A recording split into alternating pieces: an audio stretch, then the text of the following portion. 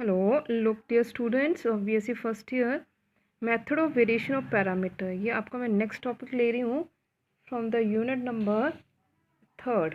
ये unit number third में जाएगा। This one is very very important, 100% confirm question जो पेपर में आएगा। This is called very very important, again I said very important question, 100% confirm question in the paper. Method, topic का नाम है method of variation of parameter. तो question लिखा है, solve the differential equation by the method of variation parameter d square y upon d x to plus y is equal to tan x। इससे पहले मैंने आपको स्पेशल टाइप के function करवाए थे जिसमें tan, कोसेकेंड, सेकेंड वगैरह आते हैं, या sine of e raise to power x, cos of e raise to power minus x। तो ये भी स्पेशल टाइप का फंक्शन देखने में तो लग रहा है क्योंकि tan x है, बट इस तरह के क्वेश्चन में अगर आपको लिखा ना method of variation of parameter तो आपको यही मेथड लगाना है, वहाँ पर आप रूल्स के साथ नहीं कर सकते। मतलब this question can not be evaluate using the special type rule, it will be evaluated due by using the method of variation of parameter. अब ये कैसे इंप्लीमेंट होता है आप उसको देखो। तो सोल्यूशन में सबसे पहले एज यूजुअल सिंबॉलिक फॉर्म लिखनी है, एक्सेलरी इक्वेशन लिखनी है, वहाँ से रूट्स निकालने हैं, रूट्स निकलेंगे प्लस माइनस आयोटा, तो उसके कॉरस्पॉन्डिंग मैंने लिख दिया कॉम्प्लीमेंट्री फैक्टर। अब ये मैं बार बार वीडियो में इसलिए नहीं बोलती हूँ क्योंकि मैंने आपकी बहुत ज़्यादा क्वेश्चंस करवा दिए आप लोगों को, और बहुत सारे वीडियोस मैंने अपलोड किए हैं related to differential equation, the solution of linear differential equation with constant coefficient. तो वहाँ आपको बताया गया था कि किस तरह से कॉम्प्लीमेंट्री फैक्टर को राइट डाउन करते हैं according to the nature of the root. अगर फिर भी किसी स्टूडेंट को समझ में नहीं आए तो आप पुराने वाले वीडियोज़ को सर्च करो और वहाँ से आपको पता चलेगा। तो सबसे पहले हमने लिख दिया complementary factor c1 cos x c2 sin x। अब जैसे अब ये लिखोगे तो हम बोलेंगे, क्योंकि हमें पता है कॉम्प्लीमेंट्री के बाद कंप्लीट सोल्यूशन तभी निकलता है जब हम निकालते हैं पर्टिकुलर इंटीग्रल। तो क्या लिखा मैंने, to find particular integral equation number 1 we are using the method of variation of parameter लगाना है। तो देखो कैसे लगाते हैं वर्किंग। सबसे पहले जो आपके पास यहाँ पर निकलेगा, जैसा भी आपके पास निकलेगा आपका कॉम्प्लीमेंट्री फैक्टर, उसमें आपके पास जितने कांस्टेंट होंगे, यहाँ तो जैसे दो कांस्टेंट c1 c2, आपने दो कांस्टेंट के कॉरस्पॉन्डिंग दो और ए बी दो कोफिशेंट्स लेने हैं। ये कांस्टेंट है, अब आप कोफिशेंट्स लोगे। जैसे हमने क्या किया, c1 की जगह ले लिया a, आपने कुछ नहीं करना, c1 c2 को रिमूव करके इंट्रोड्यूस करना a और b, तो ये बनेंगे a cos x plus b sin x, equation number third. अब ये a और b क्या है मैं आगे बताती हूँ। अब अपने इक्वेशन नंबर थर्ड को सिंपल डिफरेंशिएशन करनी है विद रिस्पेक्ट टू x। तो हम देखो डिफरेंशिएशन जब की y बन गया y डैश a। अब यहाँ हम ना प्रोडक्ट रूल लगा रहे हैं, a डैश फर्स्ट फंक्शन है, a फर्स्ट ये सेकंड, फर्स्ट का derivative a dash into cos x plus a as it is cos का माइनस में साइन एक्स, फिर b डैश b का derivative b dash sine x as it is, फिर b into cos x. ये product rule लगा दिया। फिर question आपके माइंड में आएगा तो a कांस्टेंट है या कोफिशिएंट है, क्योंकि आपको पता है अगर तो कांस्टेंट मल्टीपल हो तो डेरिवेटिव ज़ीरो होता है। अगर 2x होता और वो सिंपल डेरिवेटिव आपसे पूछ लेते तो आपने बोलना था derivative to constant as it x का डेरिवेटिव 1। अगर यहाँ पर डेरिवेटिव 2x आपके पास होता है x इंटू लॉग एक्स, तो नहीं ज़ीरो होना था ना, तो प्रोडक्ट ही लगाना था। तो यहाँ पर a को हमने प्रोडक्ट के रूप में यूज़ किया, a डैश और b डैश। तो क्यों किया है और मैंने स्पेशल नोट लिख दिया आपको समझाने के लिए। यहाँ जो हमने c1 c2 को a b से रिप्लेस किया है ना, वो फंक्शन ऑफ एक्स मान रहे हैं, these are the function of x, इसको फंक्शन ऑफ एक्स मान के चलना, नॉट अ कांस्टेंट। और जो इसको हमने मान के चलोगे उसकी वैल्यू हमने इवेल्यूट करनी है। Consider A and B function of x to whom value is to be evaluated. So differentiation of A with respect to x is A dash, और differentiation of B with respect to x is B dash. तो A B जो है वो constant नहीं माने हैं, क्या माने, फंक्शन ऑफ एक्स।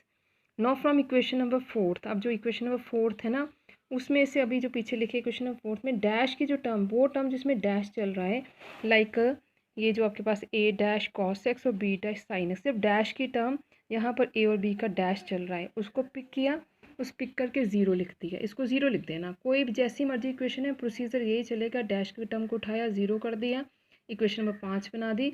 अब जो इक्वेशन नंबर 4 थी उसमें जो आपके पास दो टर्म का एडिशन ज़ीरो, इसको निकाल दो, क्या बच गया, बाई डैश माइनस में a sign x plus b cos x, equation number 6 बन गई। अब 6 को फिर से डिफरेंशिएट करना विद रिस्पेक्ट टू एक्स, इसका फिर से डिफरेंशिएशन, यहाँ प्रोडक्ट रूल यहाँ प्रोडक्ट रूल, ये लगा दिया। अब देख लो ध्यान से कैसे लगाया है, सबको आता है लगाने। माइनस में A dash sine x, minus में A cos x, B dash cos x और B sine x. Equation number 7 बना के छोड़ दो। अब आपने क्या करना है, put the values of equation number 3, जो इक्वेशन नंबर 3 और 7 की वैल्यूज़ को इक्वेशन नंबर 1 में पुट कर देनी है। 7 कौन सी, ये वाई डबल डैश की, और इक्वेशन नंबर 3 कौन सी, ये 3 आपके पास वाई के, किस में पुट करनी है, इक्वेशन नंबर 1 में। क्यों पुट करनी, क्योंकि यहाँ सेकेंड डी स्क्वायर चल रहा है, मतलब सेकेंड ऑर्डर डेरिवेटिव चल रहा है, प्लस वाई चल रहा है, प्लस वाई मतलब ये वाली वैल्यूज़, ये आप पुट कर दो। पुट करोगे तो आपकी इक्वेशन इस तरह से बनेगी, ए वाई डैश की वैल्यू, ये आपके पास वाई की value is equal to tan x, क्योंकि यहाँ राइट हैंड साइड में चल रहा है tan x। इसको चलने के बाद आपके पास ये बचेगा, अच्छा इक्वेशन नंबर ये 8 ये बच जाएगी, क्योंकि इक्वेशन कटेंगी, पीछे देखना इक्वेशन कट जाएंगी। देखो कैसे कट जाएंगी, पुटिंग करने के पास ये आपके पास ये प्लस माइनस कटेगा, ये प्लस माइनस कटेगा, क्या बचेगा, माइनस में A dash sine x B dash cos is equal to tan x। इसको इक्वेशन नंबर मार्क कर लिया, इक्वेशन नंबर 8। अब अपने इक्वेशन नंबर 5 और 8 को यूज़ करना है। इक्वेशन नंबर 5 आपके पास ये थी, 8 आपके पास ये आई है, पीछे देख लेना।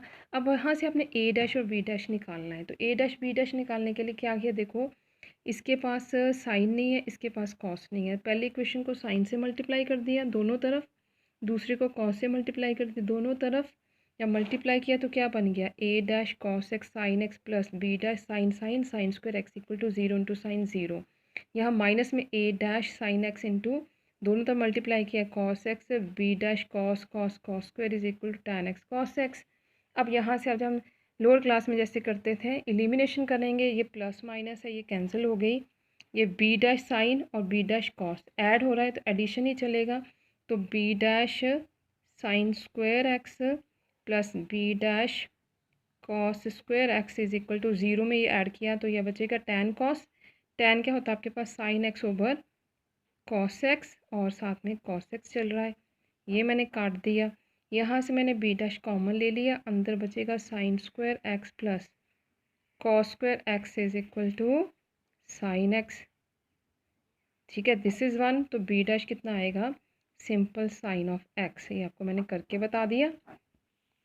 ठीक है, अब एक आपके पास वैल्यू अवेलेबल है, आप इक्वेशन नंबर इसको उठाओ, पहली वाली इक्वेशन को, A dash cos B dash sine is equal to 0, A dash आएगा कॉस एक्स, इसको लेफ्ट में चेंज कर दो राइट में, ए डैश इसके बराबर आ गया, ये वैल्यू हमने निकाल दी है साइन एक्स, तो पुट करोगे माइनस में sine sine square by cos x, क्योंकि हमको ए और बी की वैल्यू निकालनी है। बी डैश मैंने इस तरह से निकाल दिया, फिर आप बी डैश की वैल्यू इस इक्वेशन में पुट कर दो, इक्वेशन नंबर 5 में, वहाँ से आपके पास ए डैश इस तरह से बनेगा, sine square formula we know that sine square theta is 1 minus cos square theta by cos, इसको सेपरेट किया, डिनोमिनेटर सेपरेशन होगी, आपके पास ये खोल के आ गया, कॉस एक्स आ गया, माइनस माइनस कॉस प्लस का पहले लिख दो, 1 अपॉन कॉस सेकेंड आ गया।